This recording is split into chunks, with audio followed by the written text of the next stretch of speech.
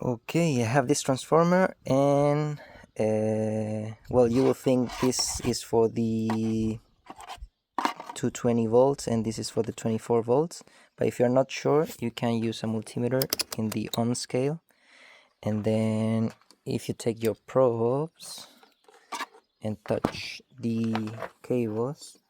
Wait, I'm doing this with one hand so it's difficult. One and the other here. Doesn't matter which cable because it's AC.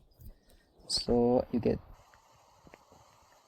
0.282, and then if you touch the other two, which mine are blue, you will get 003.